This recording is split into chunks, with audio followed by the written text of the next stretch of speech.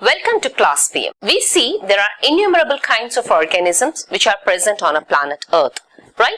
And according to the information which was been given by our primitive people, we say that there are different organisms which are present on the planet Earth which are being categorized as bacteria, protista, fungi, plants and animals. So when you talk about these different animals, we know that all these organisms are made up of a unit or a component which is said to be cell. So this class today we are going to learn about the first chapter of class 9 of biology, that is the fundamental unit of life. So as I've told you, the organisms which are present are broadly classified into bacteria, fungi, protista, plants and animals. So as according to the information which we have learned from the previous theories, we know that the organisms are categorized into 5 different classifications as bacteria, fungi, protista, plants and animals. So when we talk about all these organisms, we know that all these organisms are made up of the cells, right? Now we know that the cell is the one which will help in the growth of an organism. At the same time, the cells are said to be the basic units. Now, as we are talking about the cells, we know that there are various organisms which are present, and we know that every organism will look different, and every organism has a different shape, and every organism perform different functions, right? So based on the functionality of the cell, let us see what are the different types of organisms present. So when you talk about the cell, so based on the functionality of the cell, you can see there are 2 different types of organisms called unicellular and multicellular. When you talk about the classification of organisms based on the functionality, you can say that there are 2 different types of organisms like unicellular organisms and multicellular organisms. So when you talk about unicellular, the name uni itself indicates that single. Cellular means cell.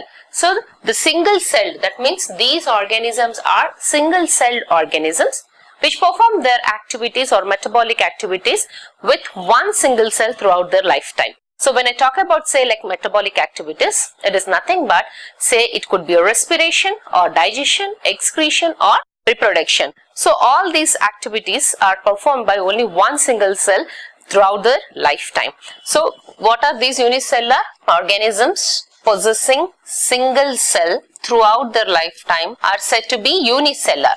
So when you talk about examples, what are those? Amoeba, euglena, paramecium. So all these are single celled organisms where you see that all the single celled organisms, they perform all the activities of the body, say like respiration, digestion, excretion through one single cell.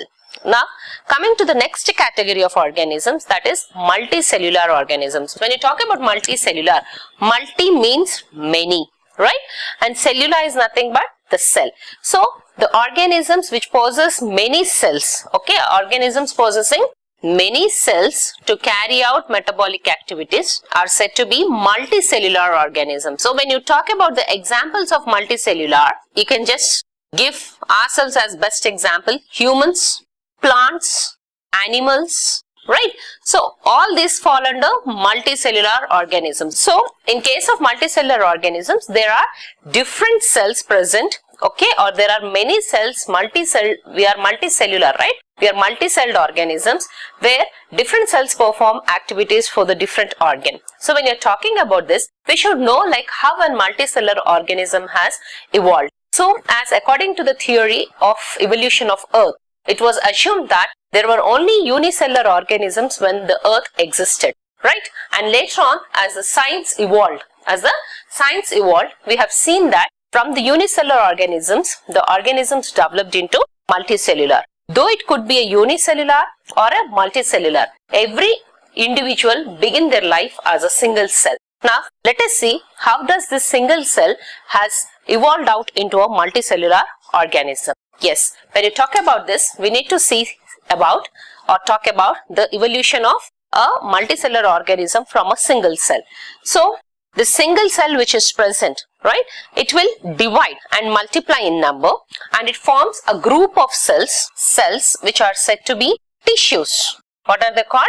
tissues. So these group of cells which are said to be tissues, definitely they will also have cells in them, right? So one single cell which is present, the nucleus of this cell will divide, multiply in number and form a group of cells. And these group of cells are said to be tissues. And these tissues which have cells, tissue cells again, they multiply in number, they divide, they further divide, multiply in number and they form organs. So as we talk about these multicellular organisms, we know that these multicellular organisms possess many cells in it, right? We know that our human body is made up of many organs.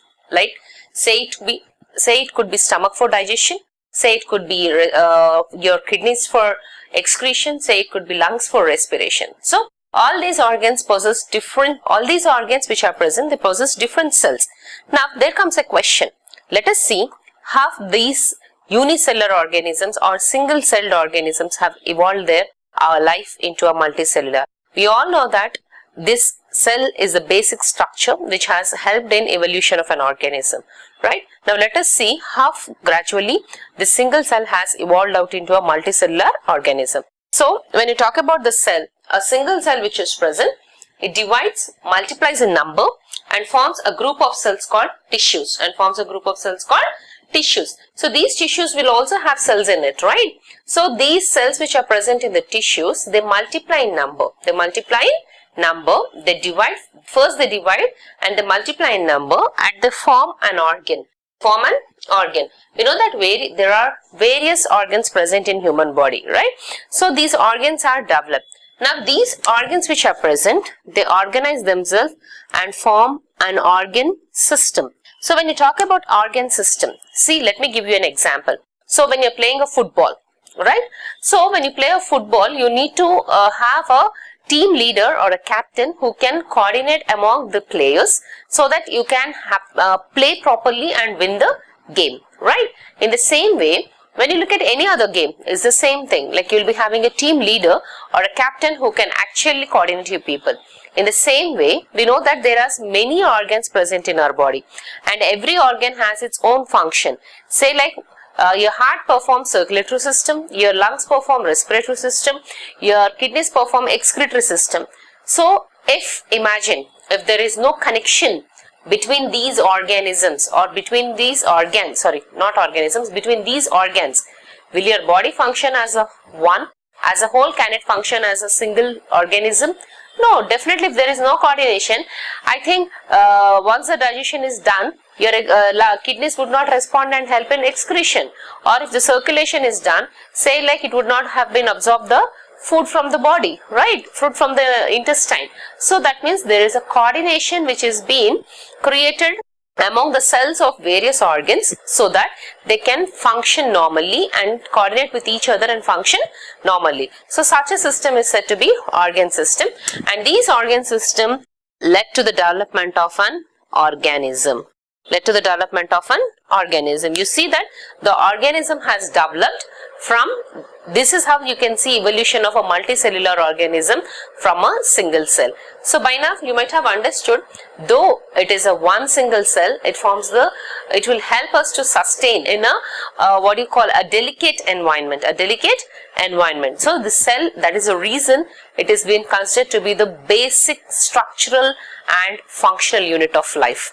See, imagine if there was no cell, definitely we would have not seen any other organisms existing on the earth even till today, right? So the cell plays a basic functional and structural unit because it will limit, see, the chemical activities which are present in the cell, it will limit it to its boundaries and help the organism to survive in the environment or sustain in the environment. So that is the reason it is said to be the basic structural and functional unit of the cell. So you might have seen, like you might have understood how the unicellular organisms, as science evolved, have developed into multicellular. So when you talk about multicellular organisms, not only in case of humans, and in case of plants also, there are various metabolic activities where the plant has to carry out, right? Say like photosynthesis, say like respiration, say like movement of food from leaf to the tip of the root. So all these are carried by different cells, and these cells are nothing but they have evolved out from a one single cell. So you need to remember that these chemical substances which are present in the cell, they help the cell to sustain, they help the organism to sustain in the balanced environment, and you see that they provide a balance which is needed for the survival.